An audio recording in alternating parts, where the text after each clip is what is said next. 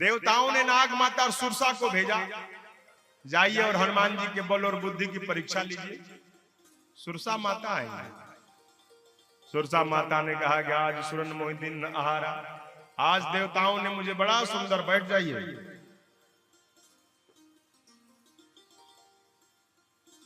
आज देवताओं ने मुझे बड़ा सुंदर आहार दिया है, आज मैं आपको खाऊंगी हनुमान जी।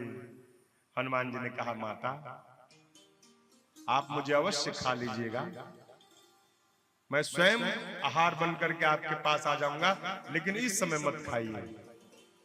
मैं भगवान के कार्य के लिए निकला हूं, प्रभु का कार्य कर दूं, माता जानकी का पता लगा के माता जानकी का संदेश प्रभु को सुना दूं, और प्रभु का संदेश सुनाने के बाद मैं राम काज पूर्ण कर लूं, फिर आहार के रूप में आपके पास आ जाऊंगा, आप मुझे खा लीजिएगा।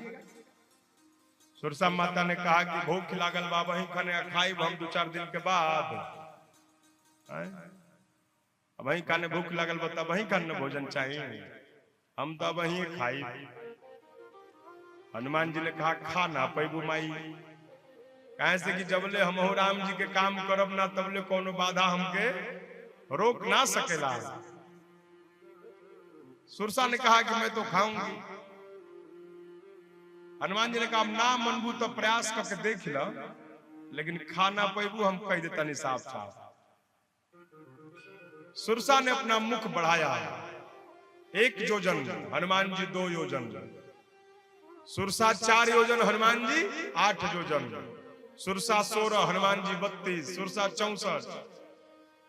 इस तरह करते करते जस जस सुरसा बदन बढ़ावा, तो तास दून कपि रूप दिखावा, 7 योजन तही आनंद किन्ना। 100 योजन का केवल मुख बड़ा किया।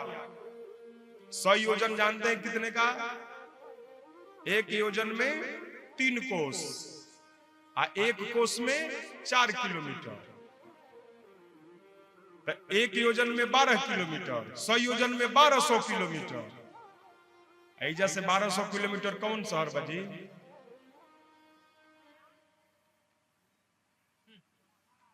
रसना 1200 किलोमीटर बाद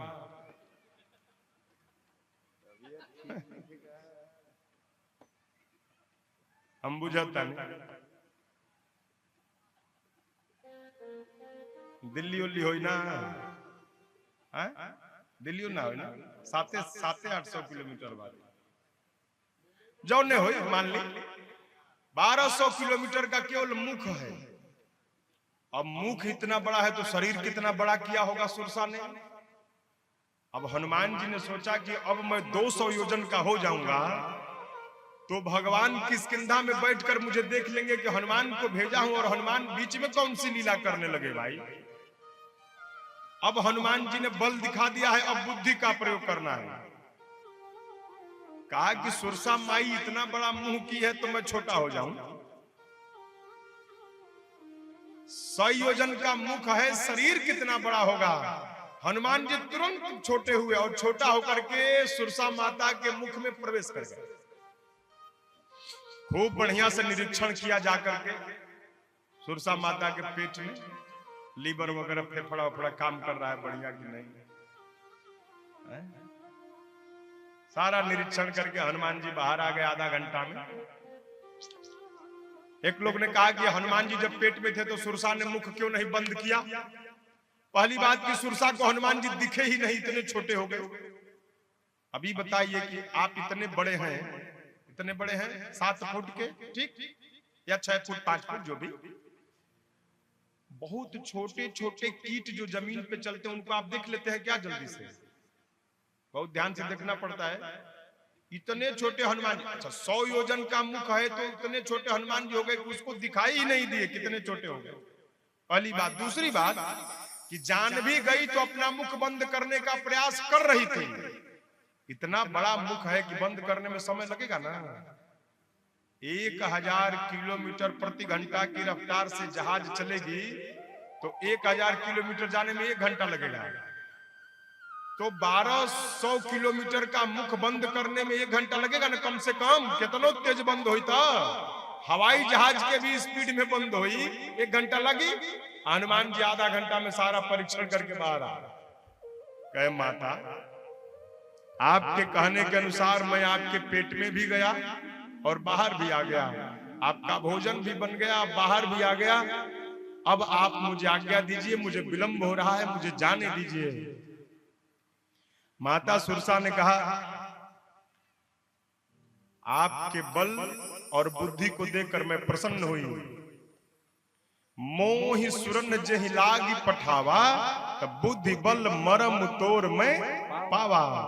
मैं तुम्हारे बुद्धि और बल का मर्म पा गई। राम काज सब करी हूं, तुम बल बुद्धि निधान। है बल और बुद्धि के निधान हनुमान, जाइए और सारा राम काज करके आइए। अब हनुमान जी सोच में पड़ गए। सरकार आप तो सब जानते हैं हनुमान जी क्या सोच में पड़े। जामवंत जी ने कहा था कि इतना करहु तात तुम जाई, तुमको इतने करना है, और सुरसा माता करे कि राम काज सब करी हूं तुम बल बुद्धि निधान। ये सब राम काज क्या है भाई, ये समझ नहीं पा रहे हैं।